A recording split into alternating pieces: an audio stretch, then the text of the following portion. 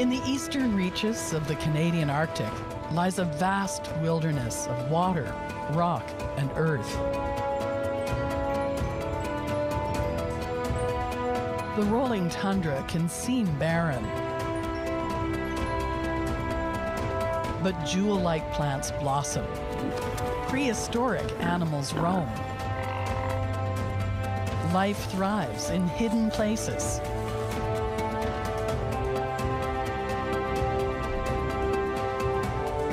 The purest freshwater flows in torrents. As summer ends, creatures fatten for winter. The days grow shorter, the nights longer. Fall on the tundra is fleeting. The land and sea will soon be frozen. This is Nunavik, a testing ground for survival.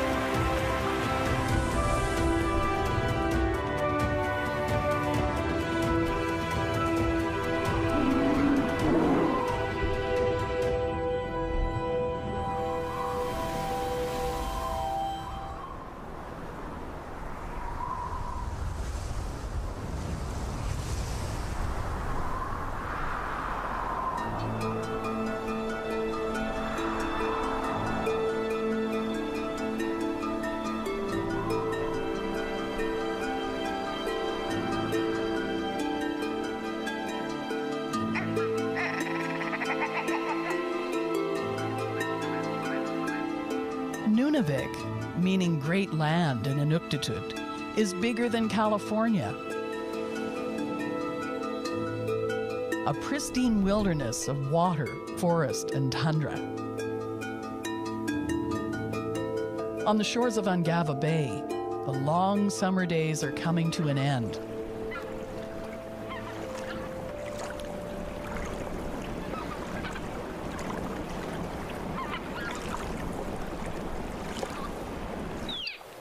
The tundra colors are darkening.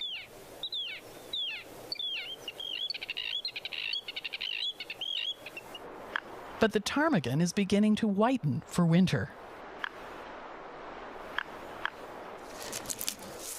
Local Inuit harvest the fruit of the meadows.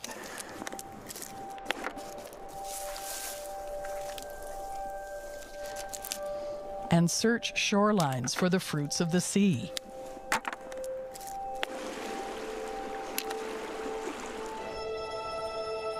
Some of the world's highest tides sweep through Ungava Bay, driving mighty icebergs to the end of their journey aground in these shallow waters.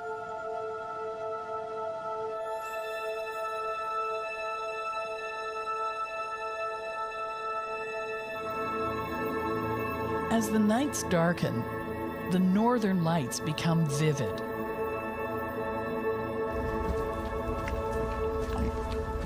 The muskoxen's coats grow thicker, preparing for winter. For now, they graze with ease. Soon they must dig beneath snow.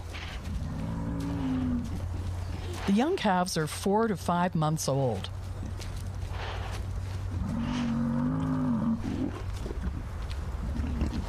They were born early enough in the year to fatten up before facing their first Arctic winter.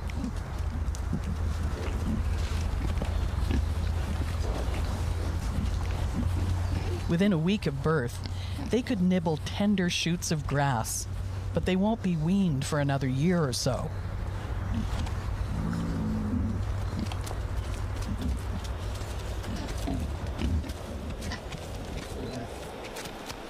A startled calf will hide in its mother's long wool skirt and will shelter there for warmth in winter.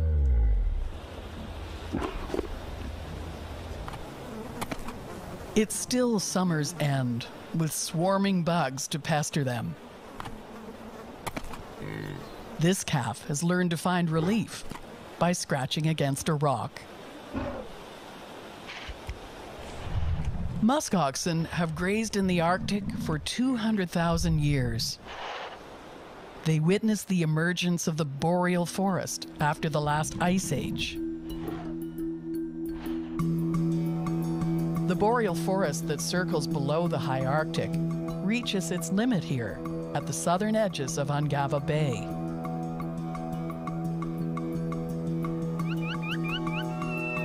In this low, rolling country, the transition from forest to tundra is gradual. Although maps show the limit of the forest as a rigid tree line, there's no such thing. Sporadic clumps of spruce, aspen, or larch grasp the thin soil where they can until no more grow. As the trees become more sparse, bedrock appears through the thin crust of earth. This is the immense Canadian Shield, North America's underlying foundation of rock. These are among the most ancient rocks on Earth. Some are 3 billion years old. There used to be mountains here. They were eroded over thousands of years by massive glaciers. The Laurentide ice sheet retreated here 8,000 years ago. But its effects still form the landscape, which even today is rebounding from the loss of its massive weight. The mighty ice reduced mountains to rubble and scraped the land clean. The ice sheet left behind these raised ridges of loose sand and gravel called eskers that trace the roots of ancient streams of meltwater. The well-drained surface and the sheltering sides encourage the tough plants that grow here. The Arctic tundra is extremely cold, a treeless landscape with a growing season barely a month long. It's fall on the Coxswack River, the largest in Nunavik.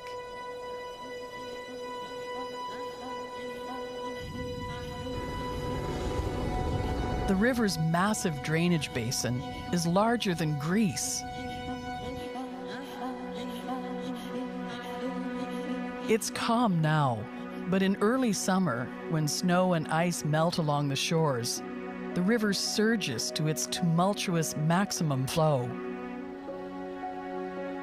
Salmon that spawned here a few weeks ago have left for Ungava Bay or beyond to the Arctic Ocean.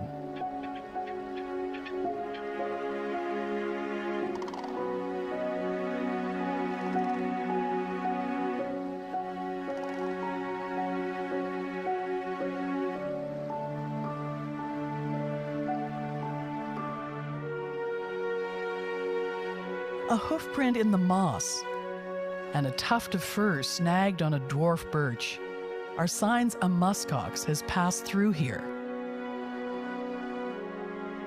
The Inuit call this fur kiviut, the soft, dense underlayer of a muskox coat.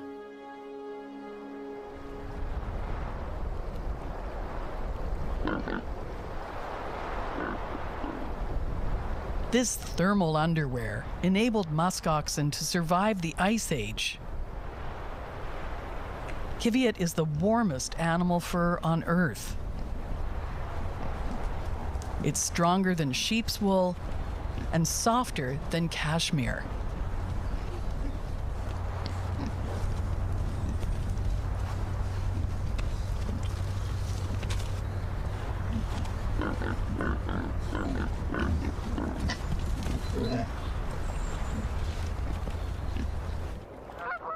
It's time for creatures that came here in spring to mate and give birth to migrate back south. On a passage from further north, Canada geese rest here. They mass on lakes and ponds before taking off again for the southern United States. As sunlight decreases and temperatures drop, the plants darken.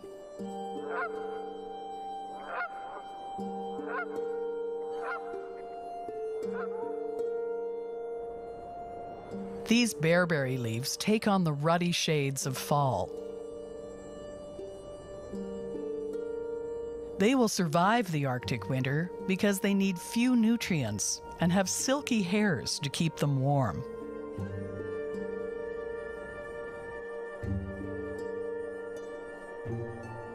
A carpet of lichens covers the well-drained parts of the tundra and helps to feed the muskoxen.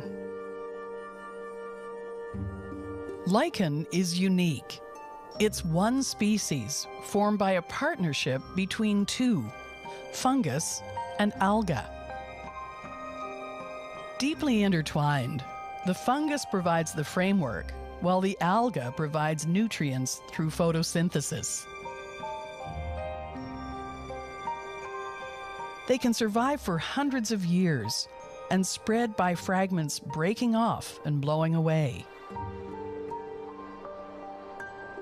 One tiny piece contains both components. The blending of the two species is still not entirely understood.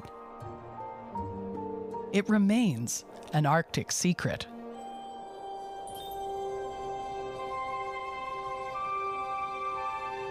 Nestled among the lichen is Labrador tea. Northerners use it to make a tonic rich in vitamin C and to spice meat. Its thick, leathery leaves and woolly hairs conserve moisture. Mushrooms are vital to tundra plants. Underground, the mushroom intertwines with plant roots and feeds them nutrients, especially nitrogen. The ptarmigan spends fall's shortening days eating plants and berries in a hurry. Like all wildlife that winters in Nunavik, it's fattening up for the hardship ahead. It also eats tiny pebbles that help digest tough, twiggy plants.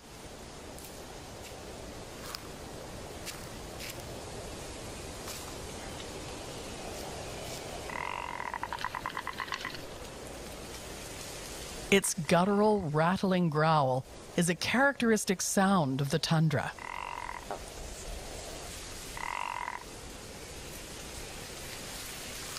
The ptarmigan's coloring merges with tundra plants and disguises it well from predators, such as Arctic foxes and bald eagles. To stay camouflaged in the winter landscape, ptarmigan plumage transforms to snowy white. Molting begins now in the fall. It sheds brown feathers to grow white ones. Its feathered legs and toes help it walk on the snow like snowshoes and keep it warm. This transformation must be delicately timed to the change of season. A brown bird can be picked off from a snowy landscape. If it turns white when the ground is brown, it will be too visible.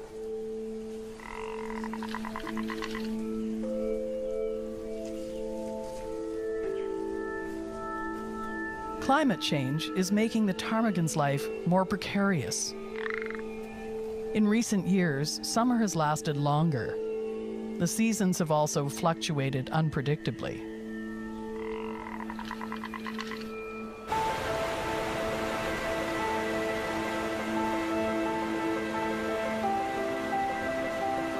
This tributary of the Coxswack River has its source high on a hillside.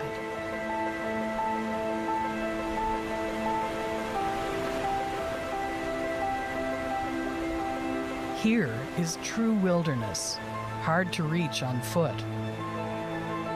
The water cascades down through a series of falls and rapids.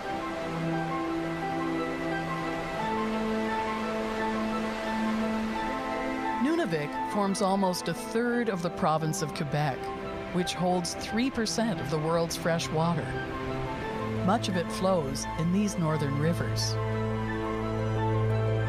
This region receives little rain and only some snow. The snow that does fall accumulates on the ground and doesn't melt for most of the year. When the weather warms and the snow melts, the water can't sink far into the ground before hitting permafrost and bedrock, so it runs directly into the rivers.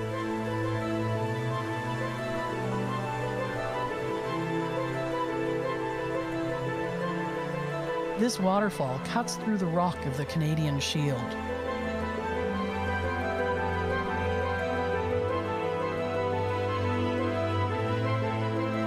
The cliff-top trees latch on to meager inches of topsoil.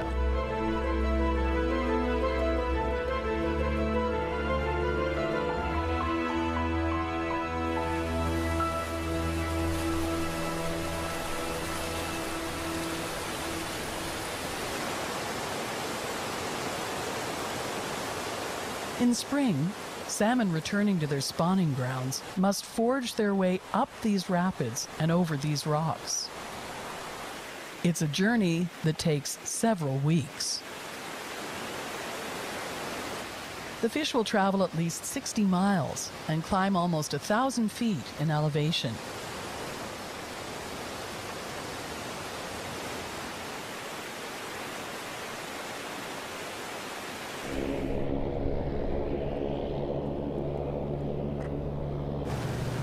There are no roads in Nunavik. The air and waterways are lifelines.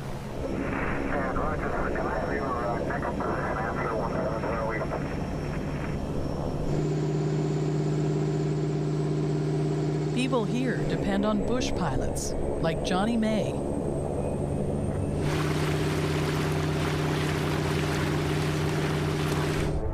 He supplies scattered camps and has flown many missions for medical emergencies.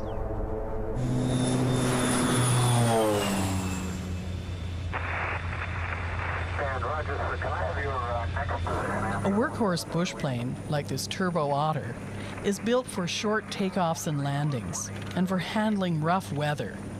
It can be as hardy and enduring as Johnny.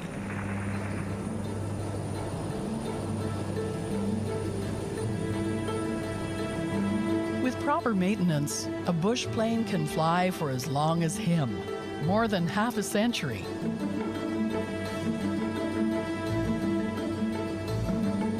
Today, Johnny is delivering supplies to a camp in the wilderness on the Coxswack River. This camp welcomes eco-tourists from as far as New Zealand to observe Nunavik's exotic wildlife and extraordinary landscape.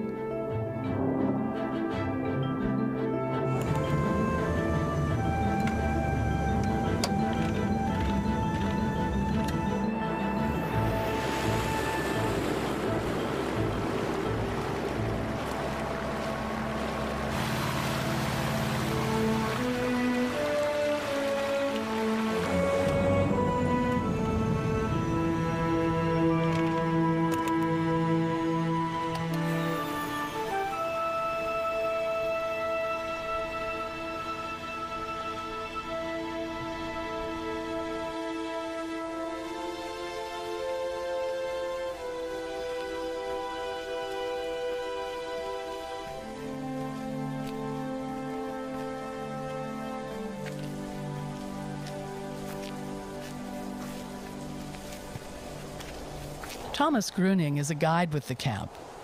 He's on the lookout for musk oxen to show the visitors. Musk oxen can be unpredictable and dangerous if they're surprised.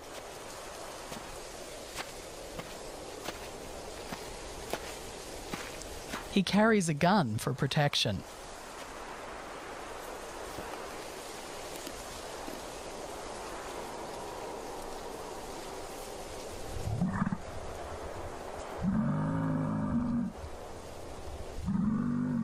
Musk oxen have roamed the Arctic since prehistoric times. But in the 1800s, they became a threatened species.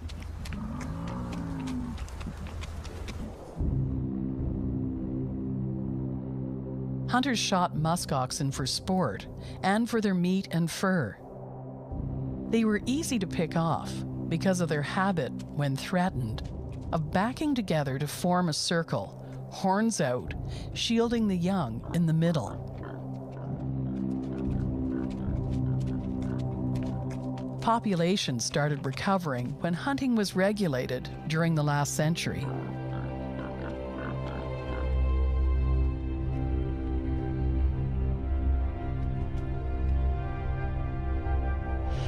Males and females both have horns that are sharp enough to cut through ice to reach underlying forage. With the weight of a 450 to 650 pound adult muskox behind them, the horns make a fearsome weapon against predators such as wolves. The female has smaller horns with pale hair on her forehead between them.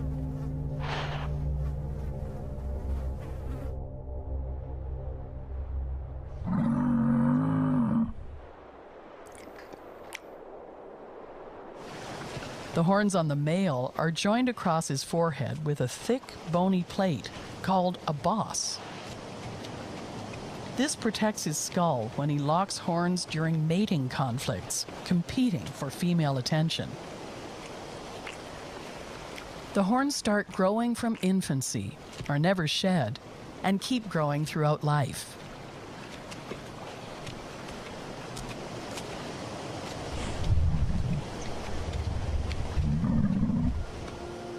Unusual changes in the weather can devastate the herd. In freakish midwinter thaws, snow melts, then quickly freezes to thick ice. It blocks muskoxen from foraging for leaves and grasses. They starve to death.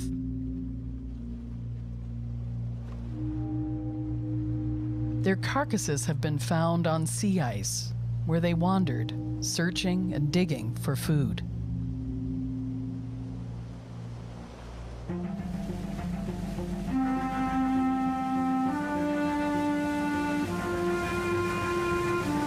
Rivers are the highways of the North.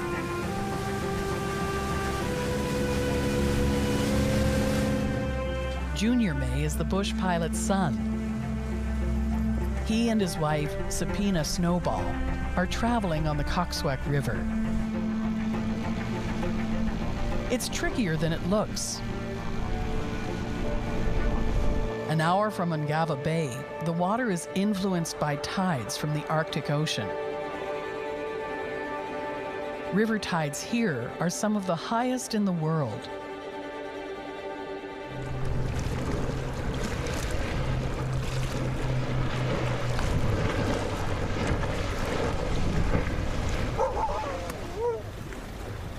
At low tide, Junior has to be careful not to run aground on the sharp rocks.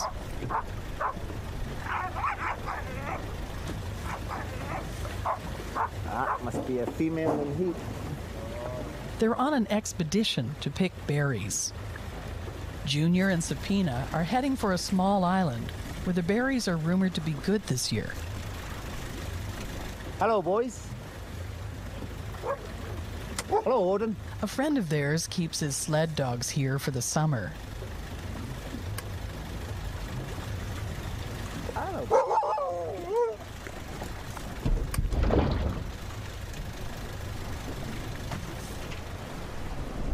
Canadian Inuit dogs have roots dating back 4,000 years, when they were bred for strength and endurance.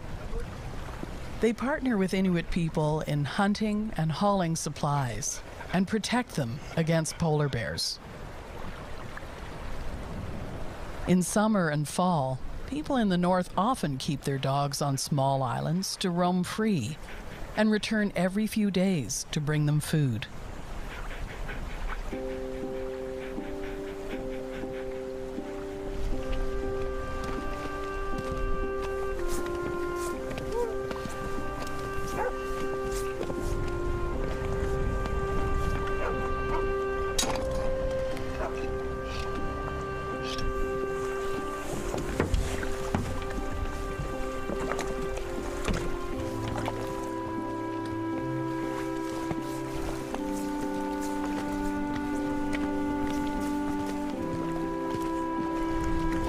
Junior brings his gun because there are unexpected visitors here.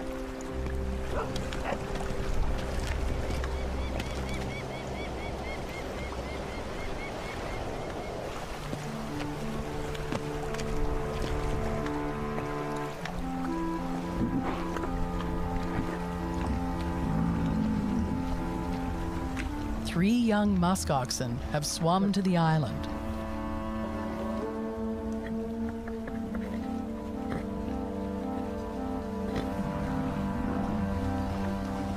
Their coats are glossy and look freshly washed, suggesting they swam here recently.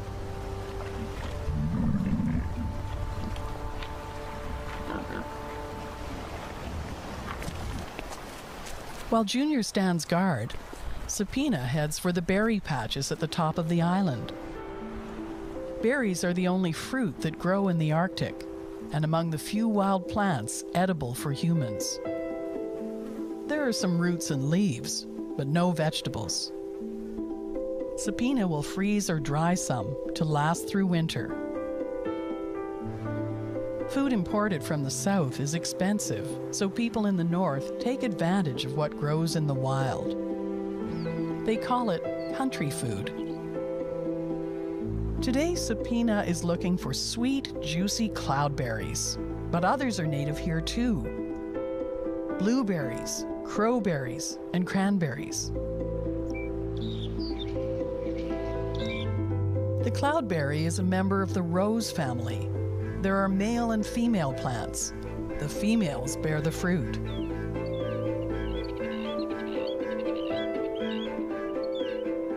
Cloudberries can survive far below freezing, but they do need damp soil, thriving in the springy tundra and patches between the rocks of the shield.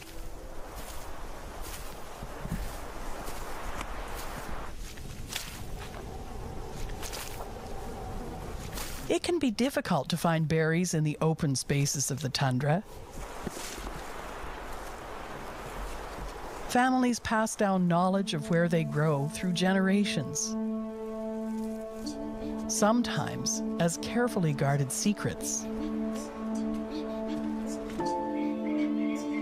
They need to understand the land and weather well, too. The places where the berries flourish can vary from year to year. After heavy rain, the berries may grow where they didn't the summer before, and a patch that previously flourished may be barren. Subpoena's timing is good. The berries are perfectly ripe.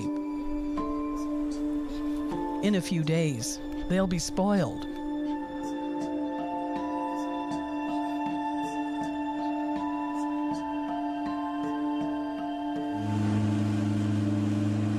The island's shoreline reveals the gigantic slab of rock underlying the slender layer of soil where the cloudberries grow.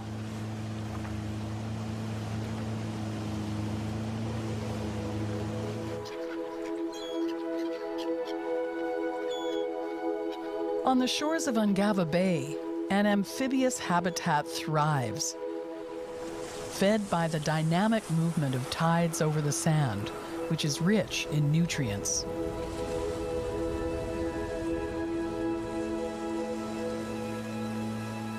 At the northwestern tip of Ungava Bay, the low tide reveals multitudes of a creature that stays put as the sea comes and goes.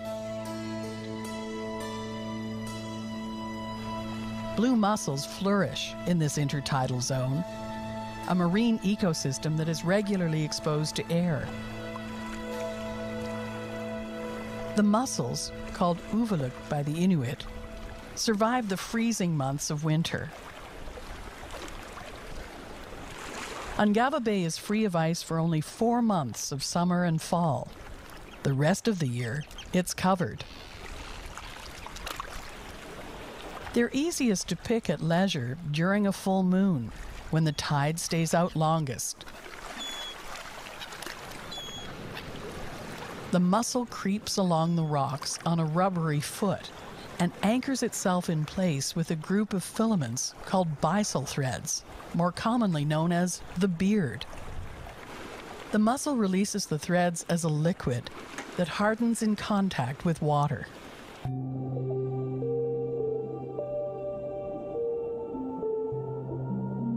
Growth rings on the shell reveal the mussel's age, which can be up to 5 years. They're a gregarious species and will link themselves together in groups by their byssal threads. When the tide is in, the mussel feeds, sucking in water and filtering it for nutrients, then expelling the remains. The probing foot seeks a new spot to feed.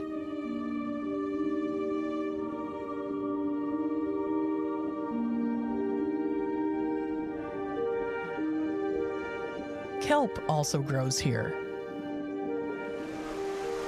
Like the blue mussel, it flourishes in shallow coastal waters.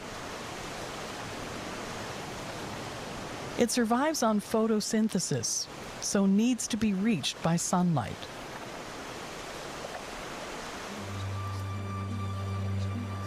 The mussels thrive, living among the kelp, consuming the detritus when it decomposes.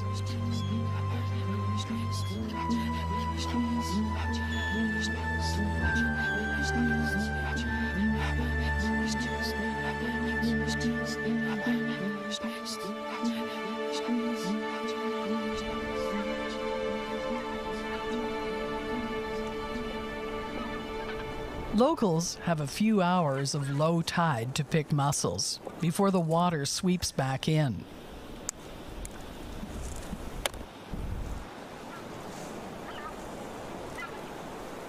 Bertha Adams and her husband Adami Kalula live nearby in the small village of Huaktok and often walk over to collect mussels.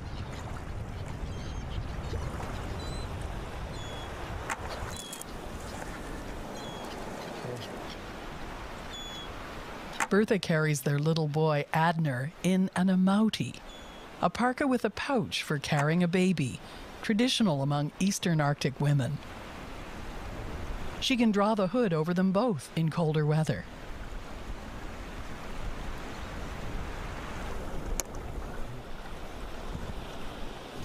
Harvesting mussels requires ripping the tenacious beard from the rock.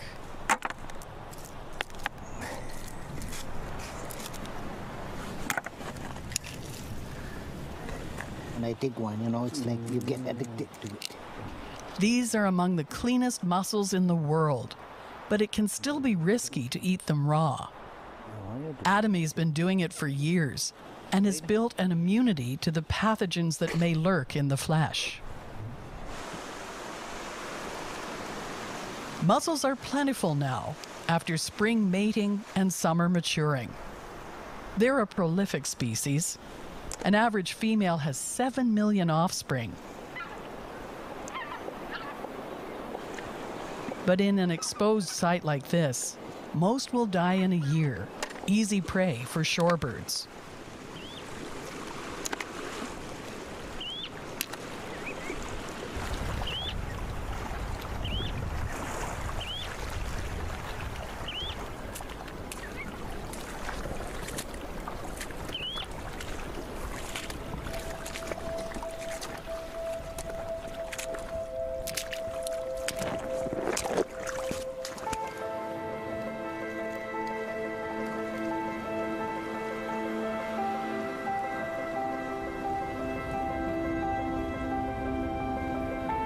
The weather can change quickly here. Adami and Bertha must keep an eye on the sky as they forage.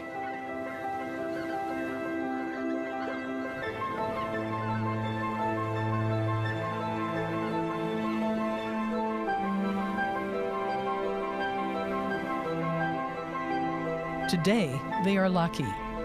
The fog lifts and their passage home is clear.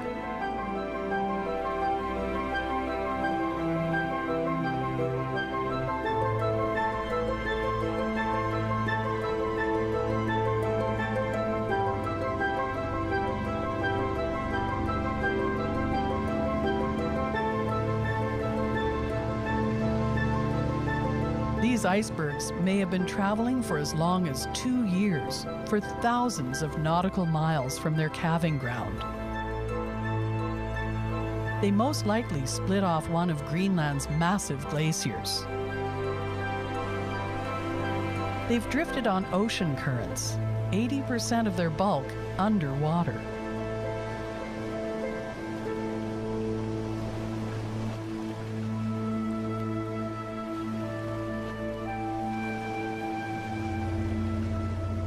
The rhythmic action of waves causes an iceberg to vibrate, sometimes so much it can become unstable and overturn without warning.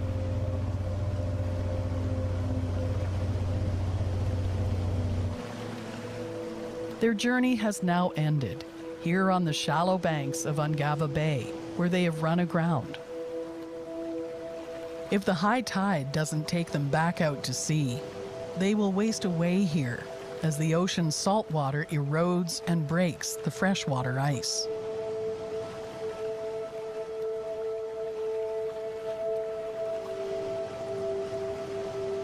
Their shape is defined by warm air above the sea, the frigid water below, and by the bedrock they scraped along.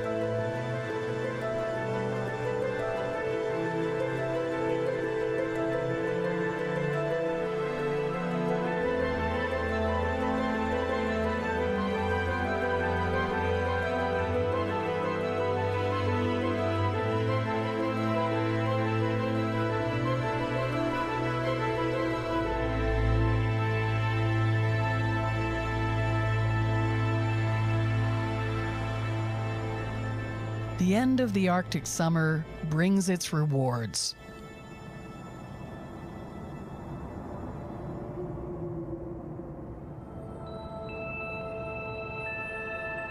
As the nights grow darker, the spectacle of the aurora borealis, the northern lights, grows brighter.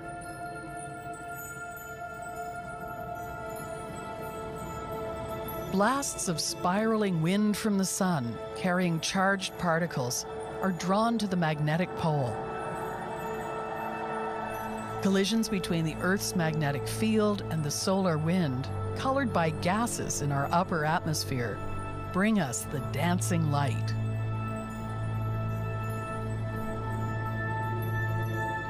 The glimmering display has fired human imagination. For some, it's made by torches carried by souls caught between the heavens and an abyss. Some say if you whistle at the lights, you will suffer calamity. Others believe that if you whistle, they will dance for you.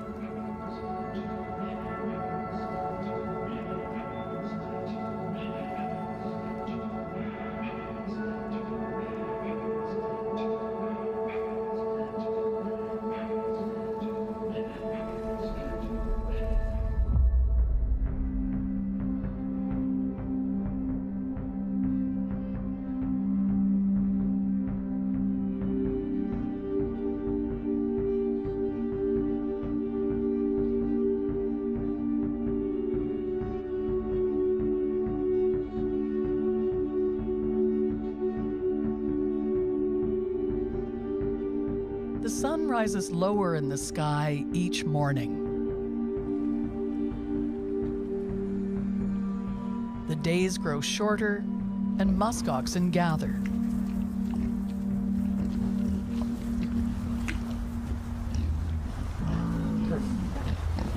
They've been scattered across the tundra in smaller herds. Some of only cows and calves, some only bachelors.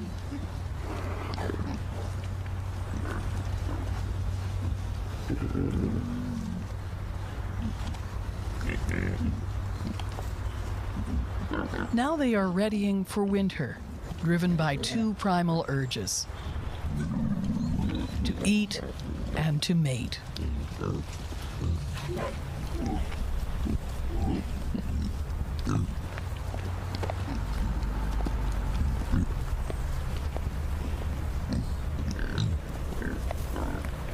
This patrolling bull seems to lead the herd, encouraging the others towards fresh pastures.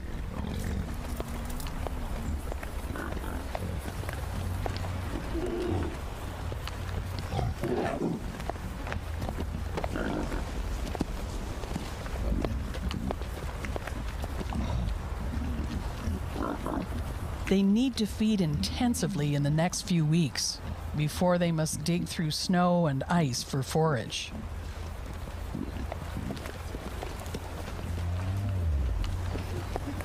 Muskoxen excel at conserving their energy. They have a low metabolic rate that drops by more than half in winter.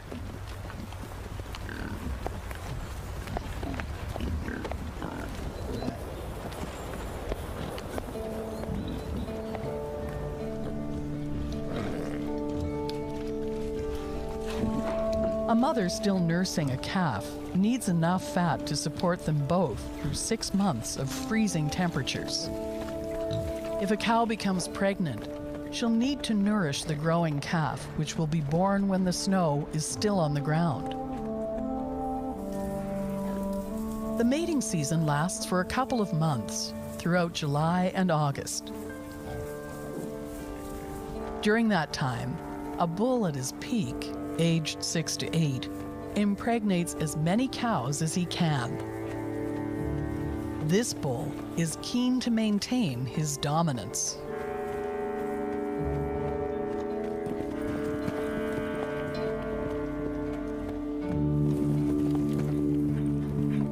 Again and again, he drives away rivals and keeps fertile cows nearby.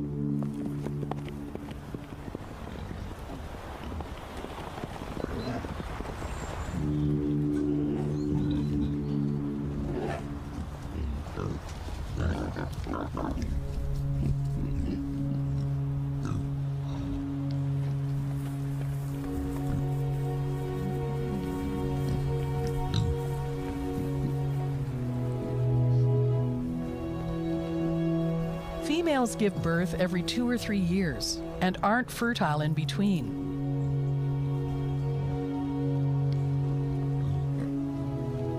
They tend not to broadcast their fertility as other female animals do, so the bull has to keep trying his luck, often with little encouragement.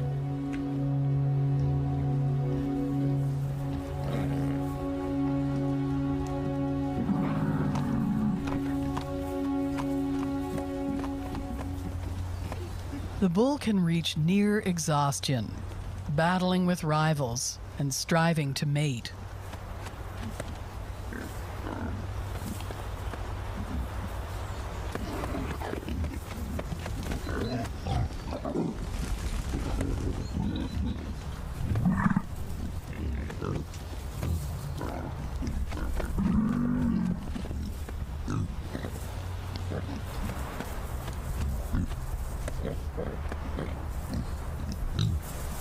At the end of the fall and the mating season, the muskoxen will gather in bigger herds to weather the winter together.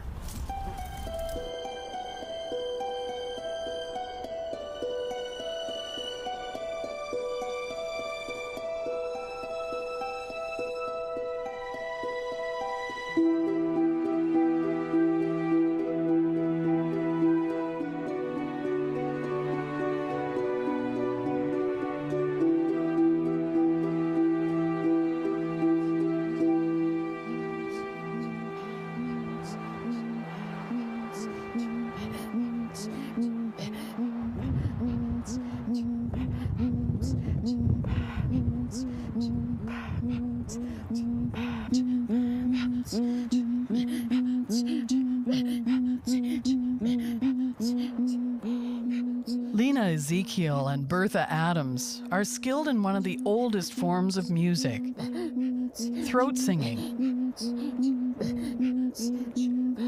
The women of this land know how to sing more than one note at a time and have harmonized for generations to sing babies to sleep or play a game. Two women standing in an embrace, often improvising, challenge one another to be the first to break down with exhaustion or laughter.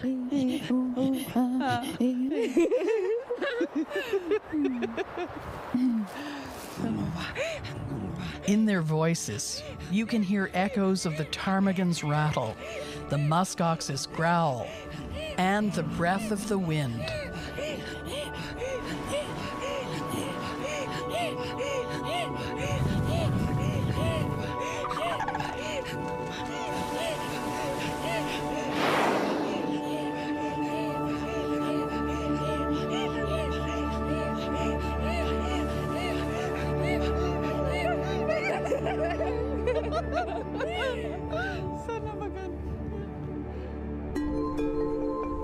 As they have since prehistoric times, the muskoxen browse the tundra. They've evolved to match this rugged landscape and climate. The muskox may have outlived the woolly mammoth here, but populations in other parts of the world did not survive so long. 60,000-year-old samples of muskox DNA have been discovered in regions where they died out. It's been found that muskoxen are vulnerable to climate warming, as has been happening here in the Arctic in recent years. For now, the muskox hunkers down for the winter, slipping its body into the rhythms of the changing season. It may seem austere, but for them, the Arctic is a land of plenty.